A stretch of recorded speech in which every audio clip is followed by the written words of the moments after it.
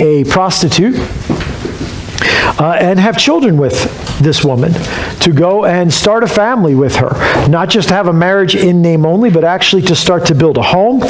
And then God said, because I want you to do this because I want my people to understand that Israel has been like an unfaithful wife to me. The sense of betrayal and the sense of replacement and the sense of devotion misplaced, passion misplaced. I want to illustrate that. And so the idea here of saying this sin, what was the sin that God was illustrating in this? Remember? False gods? False gods, idolatry, right? They were worshiping Baal and the golden calves in the north and south end of the nation of Israel. And so, idolatry. Now, either God is being overly dramatic or God has a point as to why idolatry is a different type of sin than other sins for his people here. And why it's a really big deal, a big enough deal that he would have a prophet go and marry a prostitute. Any idea why that sin, the sin of idolatry, is a big deal to God, that kind of a big deal? It's a rejection of him. Specific rejection of him, but it's even more than rejection, isn't it? It's replacement. Kind of like someone who is betraying in marriage, someone who is having an affair outside of marriage. There's a betrayal. I reject you, but I also replace you. I will give my passion and my devotion and my worship and my honor to someone else. It belongs to you, but I will give it to someone else. And so that's why God chose this picture of marrying an adulterous wife, because he wants for people to understand it and get it. And so we saw that Hosea married this woman, unfortunately named Gomer. Gomer. Okay, Gomer. So any thoughts, before we dive in tonight, any thoughts left over, any what I would call afterthoughts from our discussion so far, things that God's bringing to mind or you'd like to share, or ideas, just feedback from what we've talked about thus far. Tonight we're going to try to look at the three children and their names and kind of what they mean and where they come from. But anybody have anything they would like to insight or impressions, something that's stuck with you over the course of the week? I looked at some of my notes on this that I had from several years ago, and one of my notes was this was probably the darkest time in Israel's history. Yeah. And where they actually stood with God. Yeah. Yeah, well, it certainly is at the end of Northern Kingdom's existence, and so you can feel this slope getting steeper and steeper and them rolling faster and faster downhill. Very dark time in Israel's history, yeah, for sure. For sure. Anybody else? Ideas, thoughts? Yeah, Jess. I heard in a commentary that we're reading while we're doing this, it said that no one had before spoken so repeatedly of God's love for his people and cast divine grace. Yeah. Which is interesting. That's an interesting categorization, that no one spoke so repeatedly of God's love. And yet what we've read so far hasn't felt very loving, and it's going to feel less loving as we read tonight. And yet the overarching theme is God's redeeming love for us. It's what we kind of put as a subtitle to this whole study, God's redeeming love. So it's an interesting, he's about done with them, and they're about to get into captivity and be punished for their faithlessness because God loves them so much.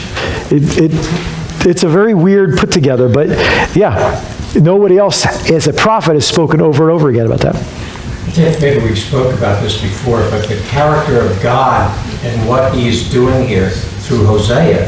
Yeah. I mean, Hosea's got to be saying, what, you want me to do what? Yeah. And then it's completely it's not the character of God to do something like this when he has an abomination about that, Yeah. So there's, I could see where it would kind of get everyone's attention with a big question mark. Yes. Yes. The, God ever done that to you? The staff doesn't work, now we'll go this way. Yeah. Wait, big question mark ever over your head from things God's done that just didn't quite get? Like, so I can put myself in these Israelites' position and be like, I don't understand. What are you doing, God? This isn't what, that's not, I don't understand. You know what I mean? So we can get into the sense of maybe why they were a little thick about this, why it took 3 children with 3 names and Hosea writing a book with all these chapters to maybe break through, and this relentless pursuit of God after his people so that they would know what the deal was and what was going to happen. Good stuff. Any other thoughts? I love being able to kind of dig in and reflect on this. So over the course of the week, if you have something next week, I'll try to remember to come back to it. So let's pick up at verse 3. So he, that is Hosea, married Gomer, daughter of Diblaim, and she conceived and bore him a son. Then the Lord said to Hosea, call him Jezreel, because I will soon punish the house of Jehu for the massacre at Jezreel. And I will put an end to the kingdom of Israel. In that day I will break Israel's bow in the valley of Jezreel. Gomer conceived again and gave birth to a daughter. Then the Lord said to Hosea, call her Lo Ruhamah, which means not loved. For I will no longer show love to Israel, that I should at all forgive them. Yet I will show love to Judah, and I will save them, not by bow, sword, or battle, or by horses and horsemen, but I, the Lord their God, will save them. After she had weaned Lo Ruhamah, Gomer had another son.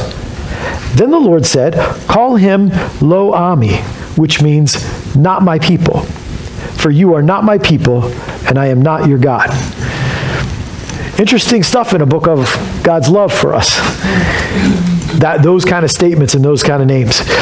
We talked last time briefly, and I want to start kind of back at Jezreel here, but we talked briefly about how this was kind of a normal practice. The naming of children having some meaning. I have received a son from the Lord, and so I will name him something that means I have received a son from the Lord. In Isaiah's case, Meher-Shalal-Hashbaz, and that's got meaning to it. And so over and over again, in fact, the word Daniel and Joel, they end with the same E-L. Do you know why they end with E-L?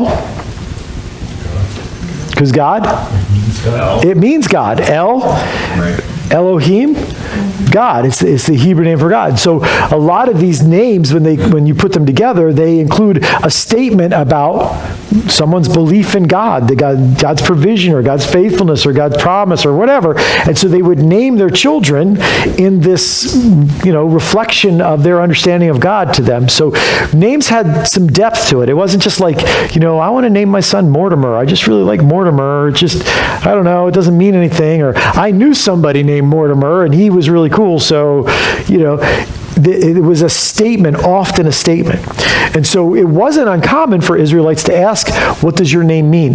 Why did your parents name you that? And so when we get to Hosea here and he names 3 children, 3 different things, it kind of makes some sense that God would use their name to give a message and to send a lesson. So it says that after he married Gomer, she conceived and bore him a son. So then God gives him a name, and the name is Jezreel.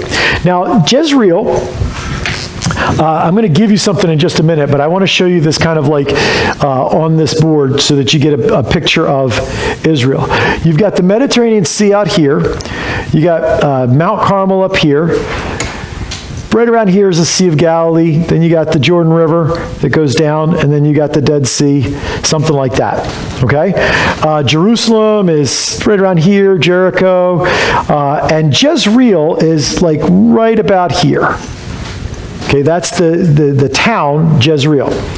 And Jezreel is situated, certainly from our generalized map here, in the northern kingdom. This is the northern kingdom. So it's right in the middle. And there's a lot of flat ground around Jezreel. And then it goes down into this is all flat ground down here. And it actually goes up, some of that flat ground, some of that valley goes up a couple places here. And it goes up almost to the place of Jezreel. There happen to be mountains right here. So there's a valley at the place where this town is situated. And so it's kind of in the center of this big long valley, this big flat plain area. This plain is known by some other names, and I'm going to show that to you in a little bit.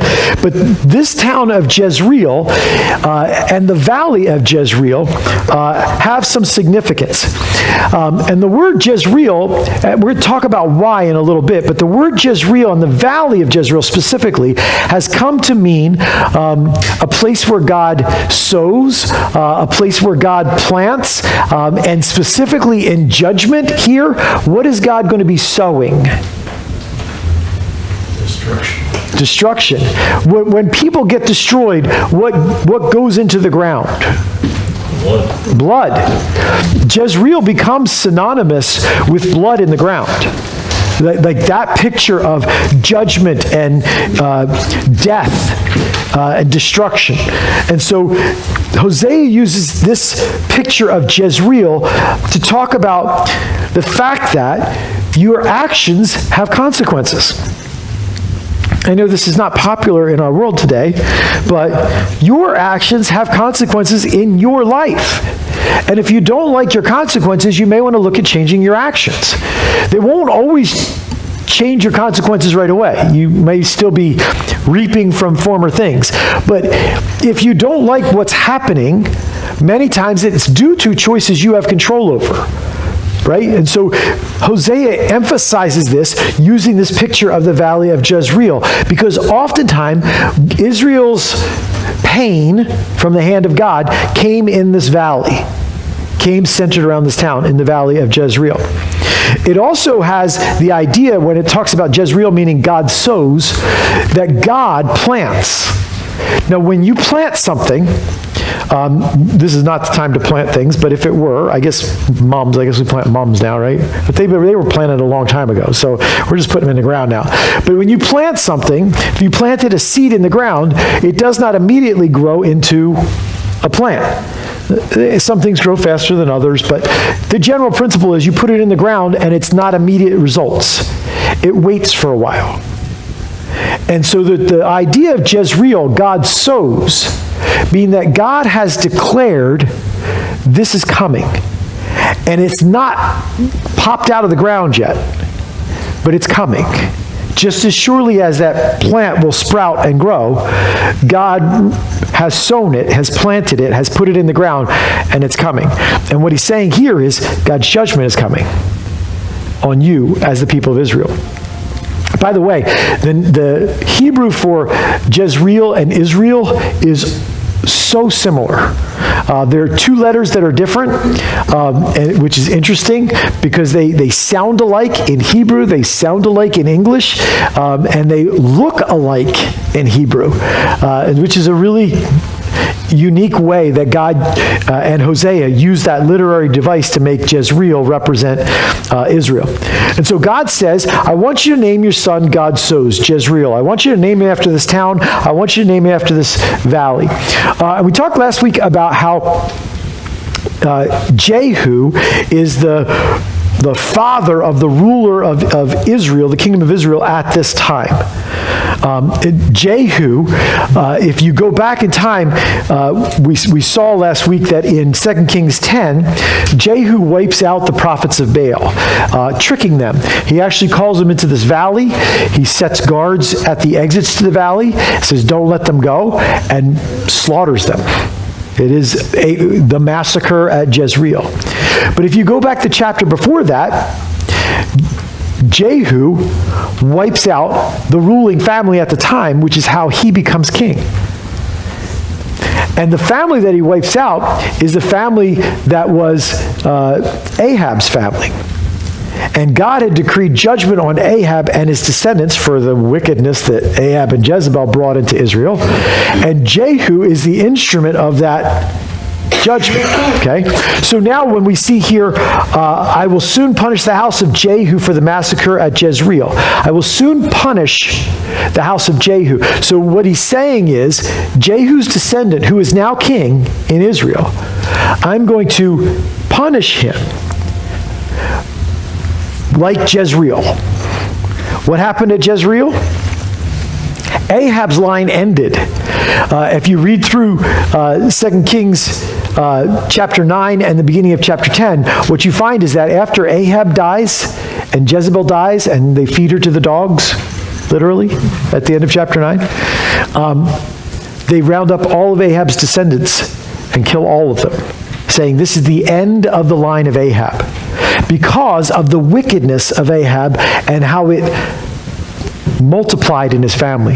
Have you noticed that your mistakes multiply in the people that you're influencing? Isn't that irritating? Do you wish they would pick up your good points instead of your bad points? They don't. They pick up, well, hopefully they pick up some of them, but it's a lot harder work to pass on your good points than to pass on your bad points. It's very easy to pass on your bad points. And so Ahab's descendants took his wickedness and just kept multiplying it. And so God said, that's the end. My judgment is there. God sows. And in the valley of Jezreel, all of Ahab's line ended at the hand of Jehu. And now Jehu's been king, and he's been king. This is the third generation. Jeroboam II is the third generation. His son, Zechariah, is going to be the fourth generation. And God has said to Jehu, I will have your line for 4 generations. And he told him this after Jehu wiped out all these prophets of Baal, which sounds like a really hopeful thing. So you read the next verse where Jehu goes back and worships at Dan and Beersheba, which are golden calves, which is what Baal was, a calf, a bull. So he persisted in idolatry.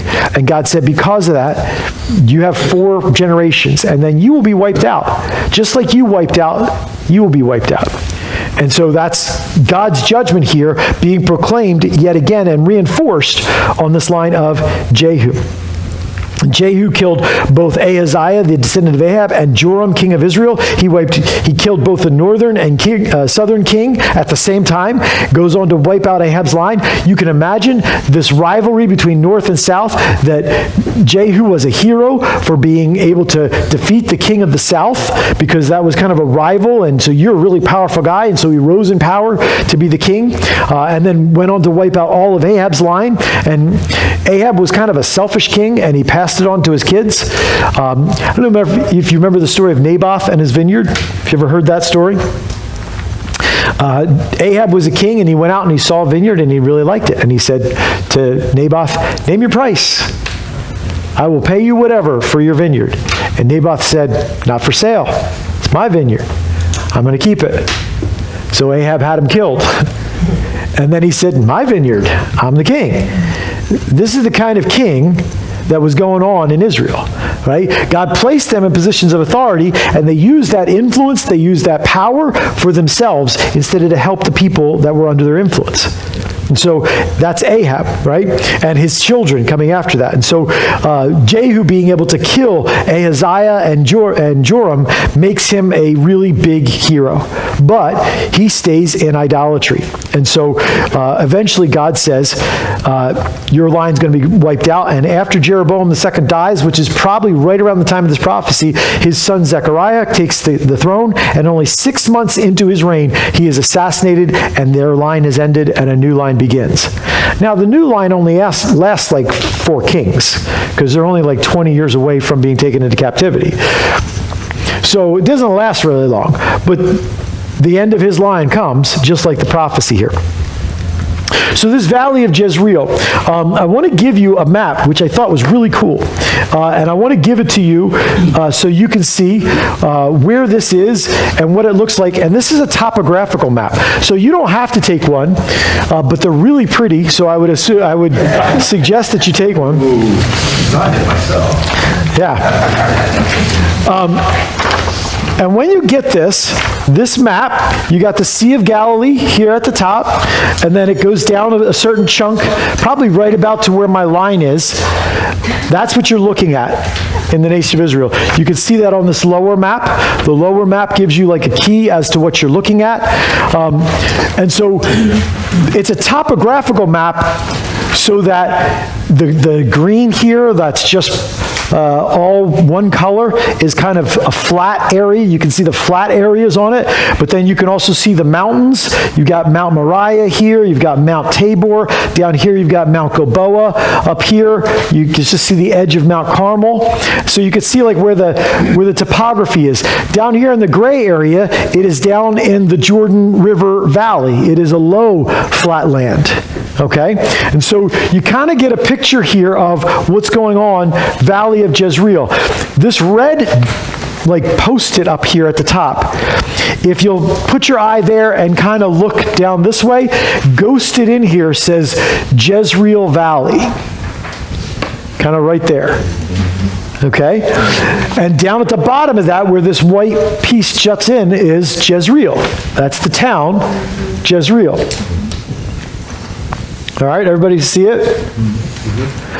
So you can see that Jezreel has this large valley that goes all the way up to the sea here.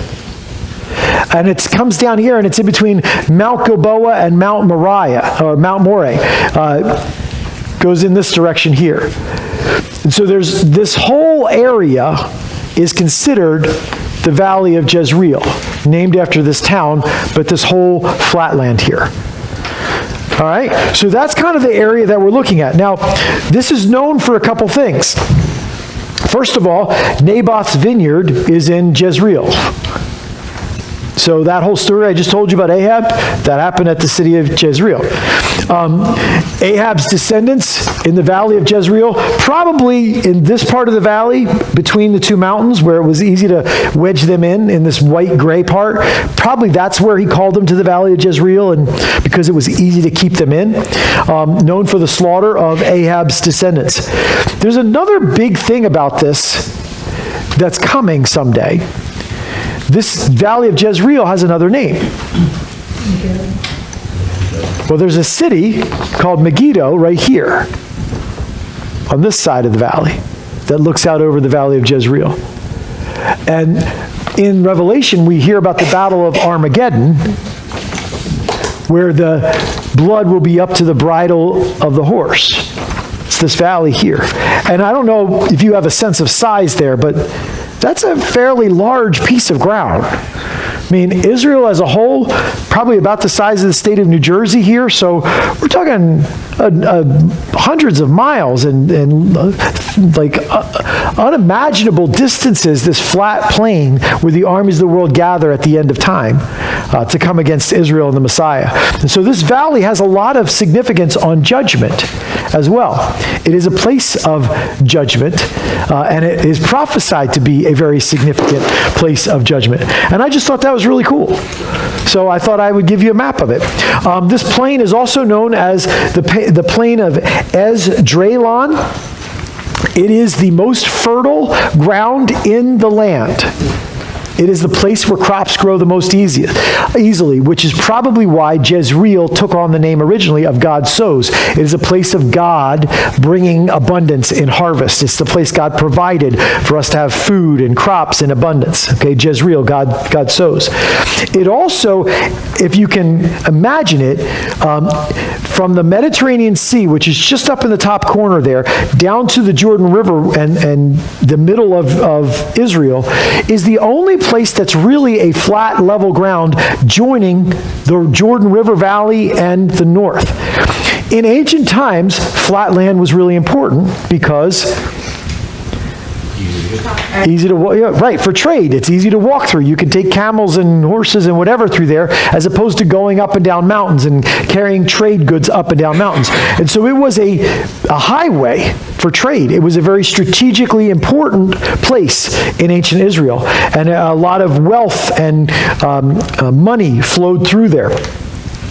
It also, and it probably was the only place in all of Israel, in this whole land, where it was easy to get from the Mediterranean to the Jordan Valley.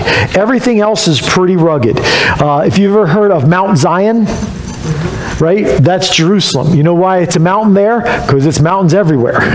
It's all very rugged terrain in here. And so this valley was you could come in, you could land, and you could take your goods down to the Jordan River, you could ship them down, or you could walk them down on the valley of the Jordan River. It was a very easy trade route for people to use.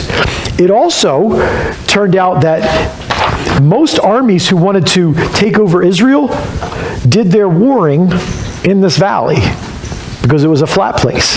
They could land their troops and march in, or they could come down and fight in the flat ground there. And so time after time, like Gideon with the Midianites were in this valley, the valley of Jezreel. Time after time, war after war, when God's judgment is poured out on Israel, it's poured out in the valley of Jezreel. It's like interesting as you start to recognize that this is a pattern in Israel, and this place moves from an understanding of green and harvest to an understanding of bloody battles and death and loss and God's hand of judgment and wrath and punishment on his people, time after time. And so God says, because you name him Jezreel, it rings like that in the minds of the people who hear Jezreel. It's not just, ooh, a nice pretty valley. It's, oh, God's judgment. In other words, they wouldn't have missed this. When he named the child Jezreel, they would have understood it to mean judgment is coming, just like judgment has come in the past. They could ignore it. They could think he's crazy. I mean, after all, he married a prostitute. But they couldn't miss the meaning. Jezreel. God will judge. And so God says, I will put an end to the kingdom of Israel. This line of Jehu is coming to an end. I'm going to pour out, cut him off. But I'm also going to bring the nation of Israel, the kingdom of Israel, meaning this northern kingdom, to an end. And he says, I will break Israel's bow in the valley of Jezreel. What do you think it means, break Israel's bow? What do you think he's referring to there? Their strength. Their strength? Okay. Why use the word bow? Weapons. I will make them weak, defeated, no defense, right? They might want to mount a defense, but you get your bow when it's broken. When you took over nations and you wanted them to not fight back, you took their weapons or broke their weapons so they couldn't fight back even if they wanted to later on. So I will break their bow. I will leave them helpless, defenseless, vulnerable. I will make it so that they lose when they are invaded. I will bring an end to the kingdom of Israel. Why? Because Israel is an unfaithful wife. She has chosen to give her devotion and her love to other gods instead of me. Now, I know we're not the nation of Israel and God doesn't rule over our country and these prophecies aren't exactly the same. I know that. But you're a child of God. Do you ever give your devotion to things that aren't him? Devotion that belongs to him to other things? Have you thought about what that means? I mean, if God's willing to do this with Hosea and his family and Gomer and Jezreel, do you think God has the same heart for you? Do you think he feels the same sense of betrayal from us as his people? If I decide, well, I've got, I love the Lord and I'm saved and whatever, but I've got things I want to do in my life. I've got gods I want to worship for a while. Do we ever stop to consider what Hosea's story tells us about how that feels for God? For our Father, for the one who sent his Son to die for us, who poured out his passion for us, and we've got no passion for him.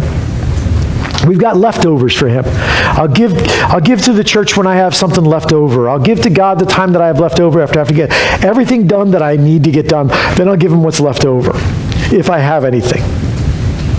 I'll pour my passions into things that even if I took a second look at them, I would know they don't mean anything, but I'll keep pouring my passion into them, passion that belongs to my Lord, to my King.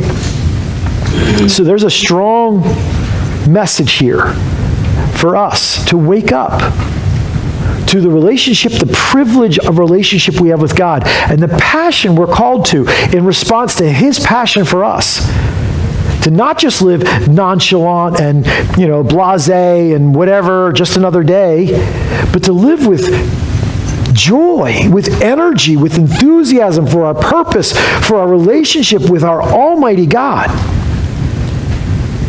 And so God goes to this extent that says it's hopeless for the northern kingdom. It's hopeless for the people of Israel. They're never going to see it. And so the only way I can get through to them is to pour out my judgment, to break their bow in the valley of Jezreel, to leave them helpless. And what do you think happened when Assyria marched in with all of their violence to the people of God and stomped all over them? What do you think the people of God did? Cried out to God. You think they probably cried out to God, didn't they? And maybe these prophecies rang in their ears. Maybe the only way God could ever get them to actually turn to him with a whole heart was to break their bow in the valley of Jezreel. Does God have to break something of ours to get our full attention? Does he have to cripple us like he did Jacob?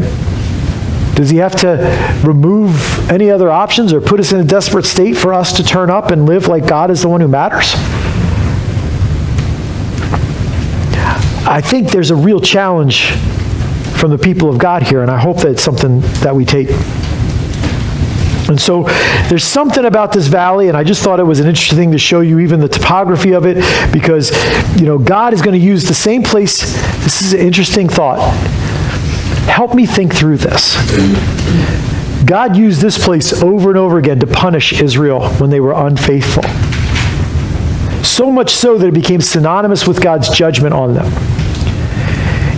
Then, God prophesies that in the end, he's going to use this same real estate to deliver them,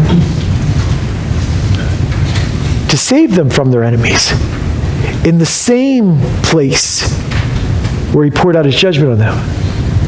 What does that say to you? That's interesting, isn't it? That God isn't like running from our mistakes. God is redeeming our mistakes. That we don't have to blot out the places we've been that aren't okay. If we put them in God's hands, God can take those very places and turn them into eternal good. Isn't that incredible? And we see it. You see it with people who have maybe been deeply addicted or something, and then God takes that very addiction and turns it around into their most profitable purpose in life and their ministry as they help other people because they've walked the path. And how does that happen? God does that. Right? And so here a place of judgment turns into a place of deliverance. God doesn't have to use that place to deliver them, but he chooses to use that same place to deliver them, to say, you know what, I've seen all your mistakes and we've dealt with that over and over again, but now you are my people forever. And so it doesn't matter what's come before. It was never about your performance. It was never about whether or not you were good enough as people, because you never would have been, but it's because I'm good enough as your God. And I'm going to come and I'm going to deliver you. Don't you love that? Isn't that amazing? It just blows me away. Absolutely blows me away when they think about that. All right. So, as they hear this prophecy of Jezreel through this child, what do you think their response is? Israel, the nation of Israel. What should it have been? Lord, save us. We've wronged you. Oh, you had to go and have this prophet marry a prostitute for us to get it. And then they had a child and you had to name it Jezreel for us to know you're serious about judgment coming. And how could we have missed it? That's what you expect to happen. That's not what happens. Nothing happens. They just roll forward. And they roll forward because somebody's out there saying doom and gloom, and God is, trying to get your attention, but my life looks okay. Because the reign of Jeroboam was filled with prosperity, and the superpowers to the north and the south weren't bothering them. So life's okay. And I usually define my life being okay by whether I have the money I want, whether I have the leisure that I'd like, or hope of getting that maybe around the corner, and whether I have, whether I'm healthy or not healthy, whether there's any crisis. And if none of that's going on, you say God's really upset and mad, but my life doesn't look like it. Must be okay. And on we go. It's probably why America has turned into such a difficult mission field. Because I go to people and I say, you know what? God sent his son to die for you because one day he's returning and he's going to judge this world, and you're going to be in bad shape if you don't. I don't know. God doesn't seem very mad at me. I think I'm okay. I mean, all I got to do is get a job and get a degree and get it. And then hard times come and everybody, oh Lord, oh Lord. But when things are good, it kind of bounces off. May we not be the people who have hearts where the truth and the call from God bounce off. May we be people who hear and receive. I can tell from my children when I'm talking to them by their voice or by their posture. Is something going on? Literally 2 days ago, one of my children walked into the house, and Dana looked at me, and I looked at her, and she said, "What's up?" And they went, "Nothing." And she said, "Sit down." "What's up?" "Nothing." Like, okay. Something's going on. What's got you? And we had a 2-hour conversation because you can tell, because you're tuned in, because you have ears to hear. Do we have that kind of heart with our Heavenly Father? Are we tuned in to what matters to Him, to where He is, to where He's working, to where He's moving, to how His passions flow? Are we tuned in like that or not? Is all of life, got our attention about the matters of, did I take care of the car, and did I get the kids to here, and is the homework done for them, and is dinner on the table, and is laundry done, but I got no ear for God. Would to God we had messy houses but clean hearts. Right? But how quickly it's what's in front of our eyes that has our attention instead of the God who made us. And so why do we get together on Wednesday night? Why do we get together in a small group? Why do we get together on Sunday morning? Why do we talk about devotions? Because we got to recognize that's the weakness of human beings. Well, it shouldn't be, but it is. So I can sit here and say, well, it shouldn't be so cold outside, or it shouldn't be so warm, or it shouldn't be. Well, it is, whatever it is, right? So I can't complain it out of existence. I just have to deal with what is. The reason that we have to have these practices in our life is because we drift from the passion that belongs to our God into other things, just like the people of Israel.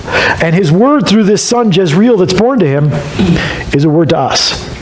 Now it gets interesting, because Gomer conceives again. It says in verse 6, Gomer conceived again and gave birth to a daughter. All right, now, is there a difference here from the first child? What's the difference? It does not say she bore Hosea a son.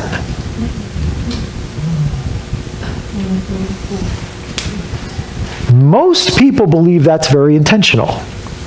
It doesn't tell us she had a son by another person, but it made a specific point in the first child to say she bore him a son. But this one, it feels very specifically left out. And coming on the heels of go marry a promiscuous woman, it very much feels like this is someone else's child. Now, what do you do with that? I mean, Hosea was like, okay, I'll marry a woman who's got a bad reputation and has been sexually active for money. We'll have children. We'll have a son, Jezreel. We'll call him Jezreel. Okay, God, I'm doing everything you want me to do. And then the Bible seems to tell us that she turns up pregnant with someone else's child. When is enough enough? Sunday we were talking about what is a very understandable response if we're talking about someone who has a same-sex attraction, and I say to them, that's not God's design for you. If you're a follower of Christ, you've got to, by faith, follow Him down another path. That doesn't seem fair. Yeah, I get it. But somehow we always think that our thing is the only unique thing where God asks us to live in hard ways. I mean, look at Hosea here. You're going to raise a daughter that probably isn't yours. What does it tell us that this is recorded in Scripture and that Hosea winds up marrying someone who probably has a child from another man and is raised in Hosea's house with a name given to her by God for Hosea's prophecy? Does that say anything to you? Hosea's a good guy. What's that? He's a good guy. Hosea is a really good guy, yes. Very patient man, very full of faith, willing to lay a lot of things on the altar that many men would not be willing to lay on the altar. Yeah, for sure. Isn't it kind of like the relationship between God and the people of Israel? They're always unfaithful to God.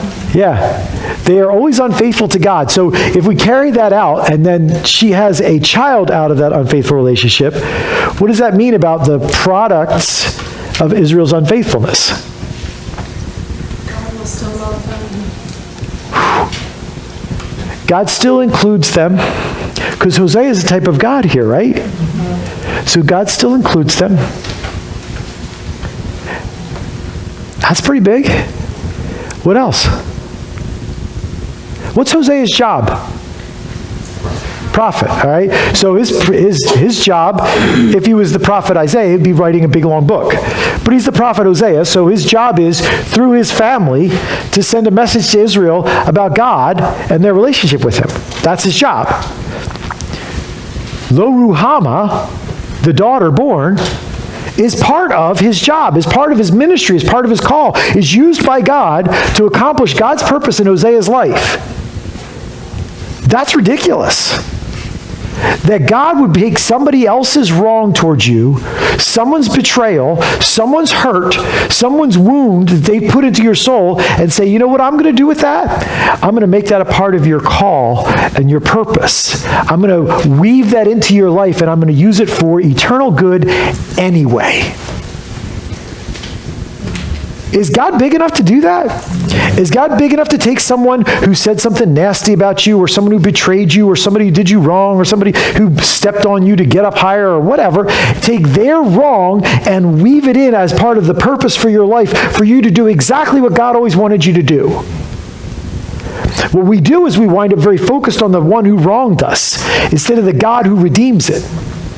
And in Hosea, I think the only way Hosea is able to walk through this is to say, God, she did the wrong thing, but you are going to use it for your purpose.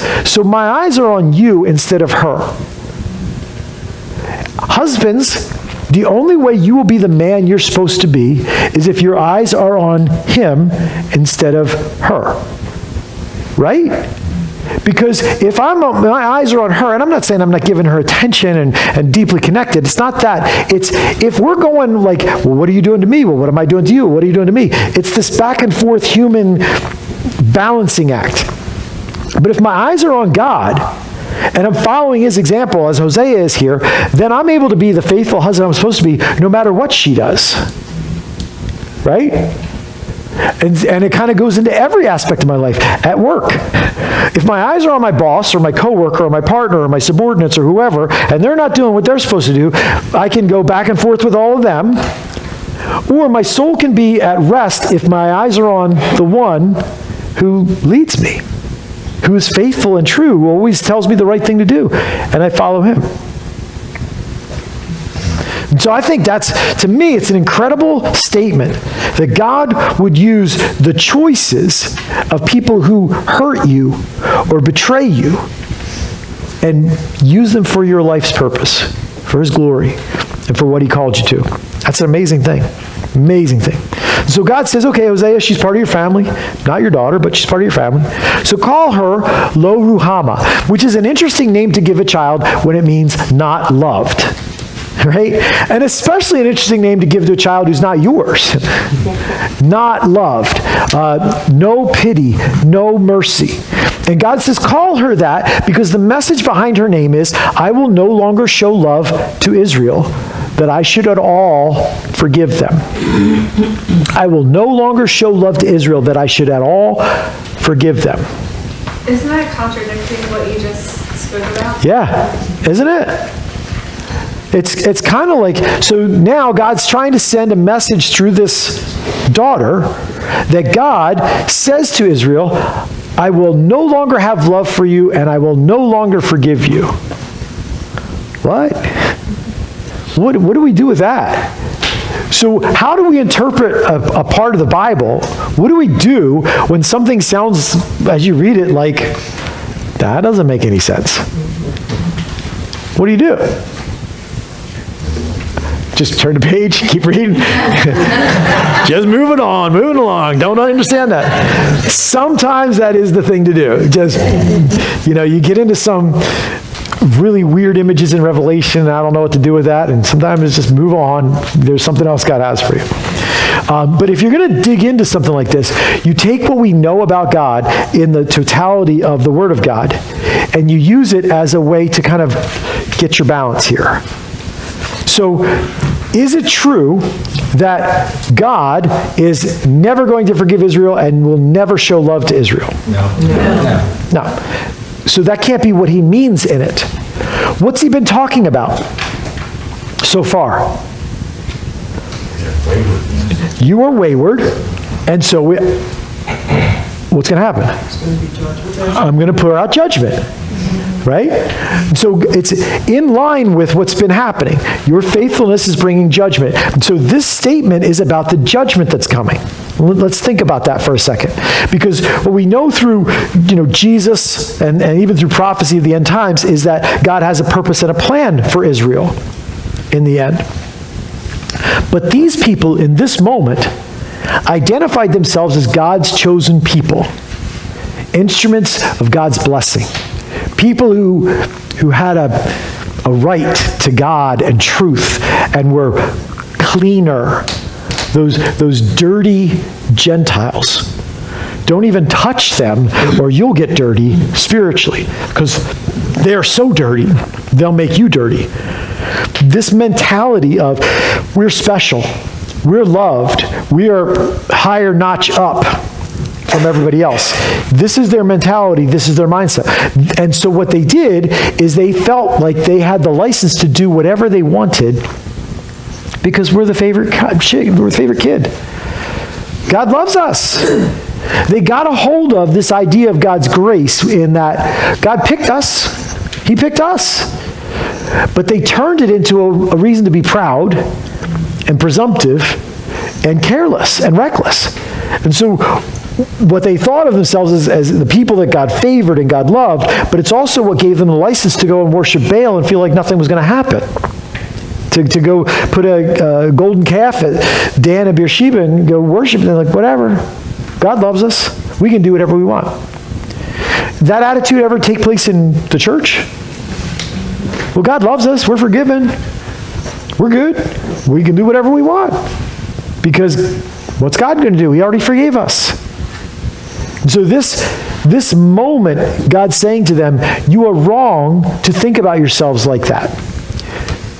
So a time is coming when that will not be the case. He says, I'm going to act opposite of your understanding. You think you're loved, so you are invulnerable and untouchable. What I'm saying is that you're going to feel unloved. You're going to not feel favored. God is going to talk here about the experience of his love. It will soon feel like Israel is unloved and unfavored. I will not show them love. I will not overlook their wrong. This wrong of idolatry that they have perpetuated again and again, I am done overlooking it. You think that because I love you, I'll just overlook it and keep going. But because I love you, I'm not going to overlook it anymore. I'm going to come deal with it. Because your life can't be fulfilled when your attention that belongs to God is on things that aren't God. Sometimes we get the sense in our soul that something's not right. Just don't feel right. I'm in a funk or whatever. And maybe it's your physical health or the weather or something happened or whatever.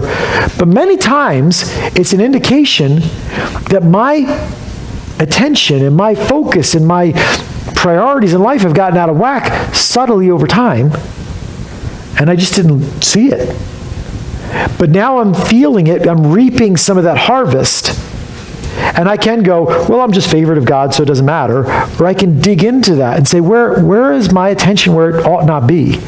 Or where isn't my attention that it should be? And get back to that. Instead of presuming on the love of God, understand that that love is motivating. That love is transformative for us. And we should live in the love of God in that way. And so this sentence about I will no longer show love to Israel, that I should at all forgive them, is meant show love, right? Not that I no longer will love them, I will no longer show love to them. Right? And then the word forgive there is a word for take away.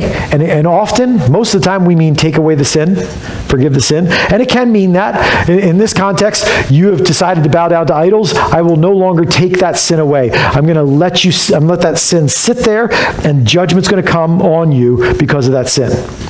Can mean that. But a lot of people believe that this word forgive means to take away in terms of I will take them away from where they are. I will have Assyria come in and take them away, which is literally what happened. Literally, they were taken away from their homeland by another country, picked up and carried away. Their king and all kinds of people carried out of Israel. And so God says, I won't show them love. It won't look like I love them, and I will take them away from where they are.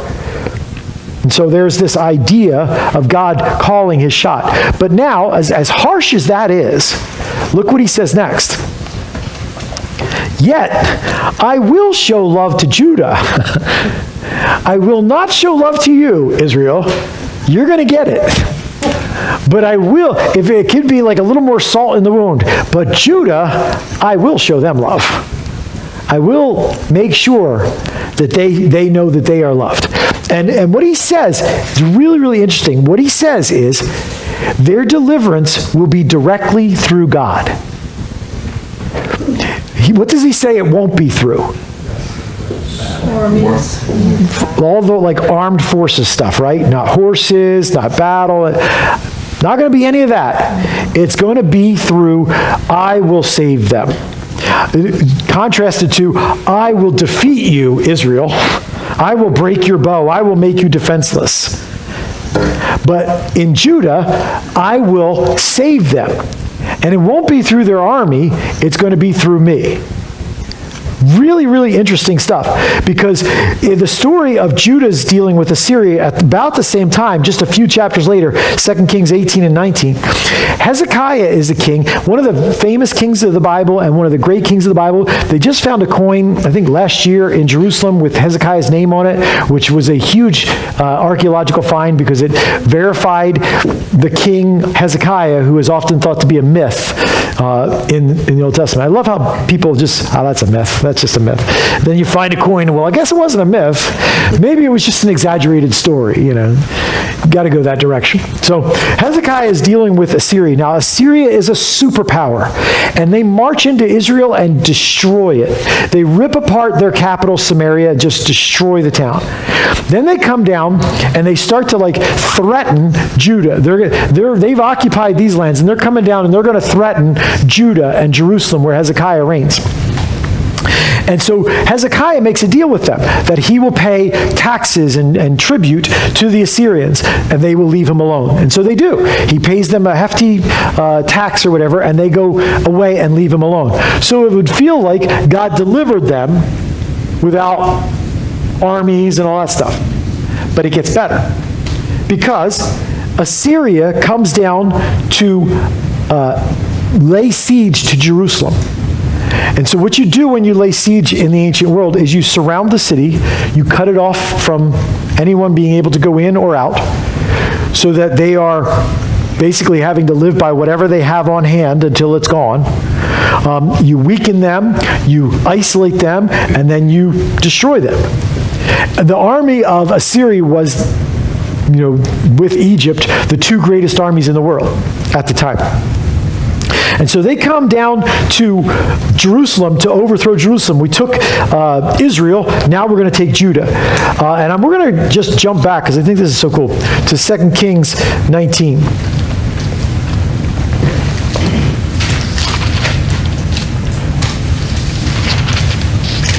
Right? So now in chapter 19, chapter 18, Sennacherib, who is the king of Assyria, comes and lays siege to Jerusalem. All right, and so he's standing around, and from verse 19 down to verse 25 is him saying, you guys are sunk. This is what the great king, the king of Assyria, says. On what are you basing this confidence of yours? You say you have the counsel and the might for war, but you speak only empty words. On whom are you depending that you rebel against me? Look, I know you're depending on Egypt that splintered a reed of a staff, which pierces the hand of anyone who leans on it. Such is Pharaoh. But if you say to me, we are depending on the Lord our God, isn't he the one whose high places and altars Hezekiah removed, saying to Judah and Jerusalem, you must worship before this altar? Now I'll make a bargain with my master, the king of Assyria. I will give you 2,000 horses if you can put riders on them. You are so weak you don't even have riders for horses if I gave them to you. He's outside the city taunting them. right? So Hezekiah is all up in the city with all of his men and everything, and they're chapter 19, verse 1. When Hezekiah hears this, he tore his clothes and put on sackcloth and went into the temple of the Lord. Lord, what do we do?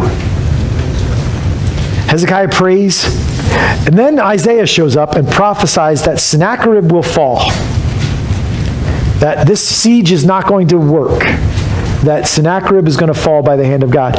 So go down with me to the end of the chapter, verse 35, and it says this, after Isaiah gets done his prophecy, that night the angel of the Lord went out and put to death 185,000 in the Assyrian camp.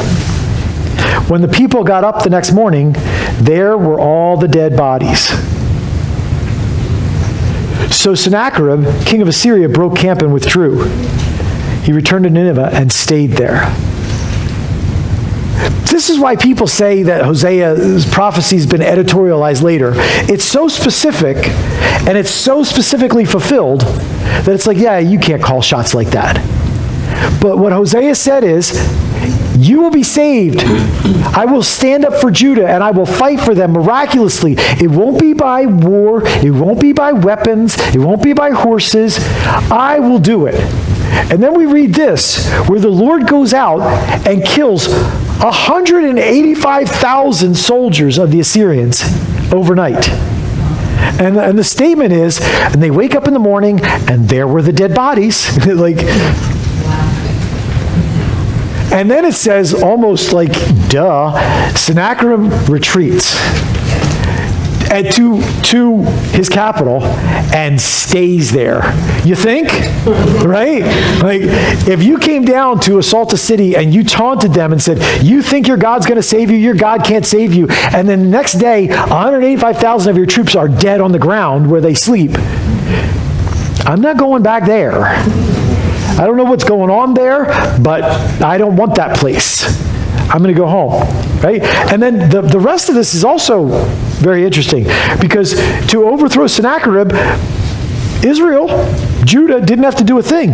One day, Sennacherib, while he was worshiping in the temple of his god Nisroch, his sons, Adramelech and Sharezer, killed him with the sword. And they escaped to the land of Ararat, and Esarhaddon, his son, succeeded him as king. God destroyed his army, and God took him out, and Judah did nothing. It's crazy, right? Now, in that whole thing, Hosea prophesies it in Lo Ruhamah, a child that's not even his. God uses the birth of this daughter to give her a name that says, you think you are able to presume on my love and do whatever you want, and anything you do will be fine. It's not okay. And a time is coming where I will stop showing you love, and I will show you something else. And it's going to be devastating. There will be no more Israel, and I'll break you apart. But then he says, but I will show love. He just puts it in, I will show love to Judah, and I will deliver them. I won't deliver you, but I will deliver them. And it turns out exactly like he said. Not through armies, not through battles. Isn't that cool? I love that. All right, and then basically the third child is a similar thing, and there's not a lot to it, but it's kind of the setup for where we'll go next week. So we'll just talk about this real quick. It says, after she had weaned Lo Ruhamah, Gomer had another son. Again, no mention of Hosea, so probably another illegitimate child, another illegitimate son. And interestingly, God says, I want you to name him Lo-Ami, which means not my people. Okay? So a son that is not mine gets a name that represents God saying, you are not my people anymore. I will not show you. And some of that is when God says, I won't show you love, I won't cover it with my mercy. There's an illustration there that all of us should be very aware of, that without the mercy of God, none of us would be his people. None of us earned this place in the family of God. we didn't learn enough and work enough to become children. He graced it to us. And so without his grace, we wouldn't be, right? God says, "For you are not my people, and I am not your God." Is that literally true, that Israel is no longer the people of God, and God is no longer their God? That there are some, and I will tell you this kind of to close it, and we'll pick this up next week to talk about that more, but there are many who believe that the ending of Israel here, and specifically the ending of Israel after the rejection of Christ, stopped God's relationship with Israel. And now God has transferred that to his people in the New Testament, which is the church. And so you can go into the Old Testament and you can read these promises about a land and all this other stuff, and that's all now for the church, because we are spiritual Israel. And they'll cross-reference it into Galatians 3, where, people who are really children of Abraham are people who are children of faith, like Abraham was, and stuff like that. And so there's this pretty large divide in terms of eschatology, and even just the doctrine of God and his people, soteriology, that divides over this idea that God has rejected Israel and has nothing more to do with them, or God is going to come back to them. And so we'll see what Hosea has to say about that when we pick it up next week, finish up chapter 1 and get into chapter 2. All right? Okay, before we go tonight, what kind of prayer requests do we have that we could remember? Anything? I'll just say praise.